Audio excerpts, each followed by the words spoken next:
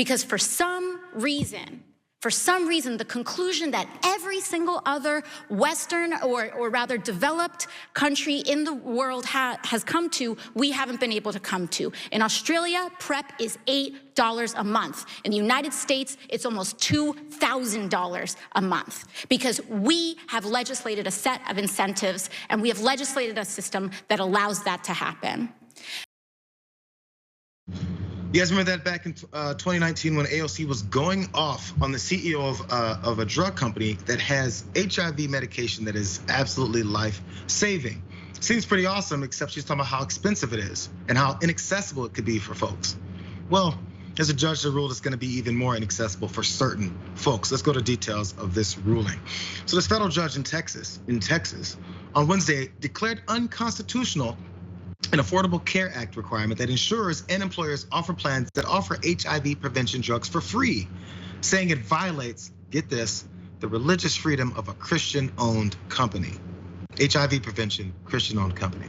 See if you can find that connection. I'll tell you. The mandate, the plaintiffs argued in its initial complaint, forces religious employers to provide coverage for drugs that facilitate and encourage homosexual behavior, prostitution, sexual promiscuity, and intravenous drug use. Because we just like to say that's only folks that ever encounter HIV. Now, your employer gets to decide which life-saving drugs that they think that you deserve based off of their Christian values. So if you don't have their values, F you. What if you quit and you say, I don't want to deal with your values either? Did you get a good recommendation because that's your belief system? No.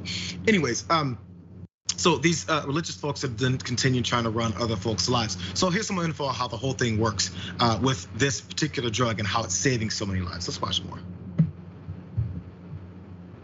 We begin with a major medical study that could be a game changer in the global fight against HIV. It finds that drug treatment alone may be the best defense to stop the spread of the virus.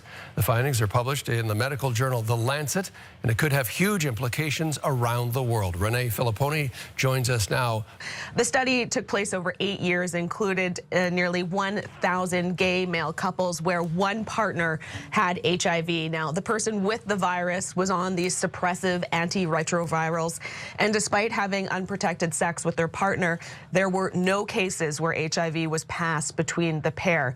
Now, there have been studies on this before looking at heterosexual couples, but researchers say this one settles any doubts. Now, antiretrovirals are basically a combination of drugs that are taken every day to stop HIV from replicating in the body, and over time, it reduces the amount of the virus in the blood to levels that are undetectable. Now, Jackson, we've got this situation happening. It's one of those things where we always say, if only we could find a cure for cancer, for HIV.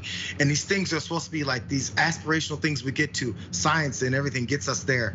And then we got folks that say, certain folks can't have it because I don't want them to. Well, not only can certain folks not have it, but we got to make sure that special interests can keep making a lot of money off of this issue. And like I was telling you off air, the first time I ever heard of PrEP was one of my gay friends out here in New York.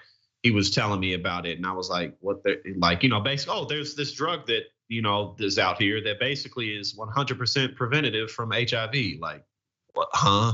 You know what I'm saying?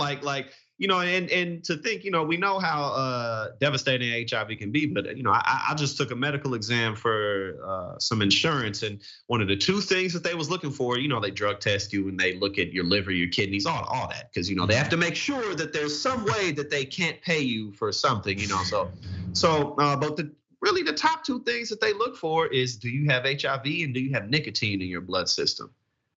So again, like HIV, the fact that it's a viral spread. With PrEP drugs, in the course of like 30, 40 years, we could practically eliminate HIV if we spread this out, but no, no. Especially since the assumption is intravenous drug users, gay folks, gay men, this is by the way what they're thinking only. And the people that we just don't really deem worthy of our respect and respect, or even thought that they deserve to live and get beyond whatever mistakes and things that happen. I think Emily pointed this out to me the other day when we first talked about this. The percentage of women who are in heterosexual relationships with heterosexual men sometimes don't know what's happening with their partners, and they also get HIV. Yeah. Should they be denied of it? Should they be assumed to be prostitutes and intravenous drug users and all this that you hate? Should that be what we should do about it? According to these folks, yes, because God said so. Again, God said so.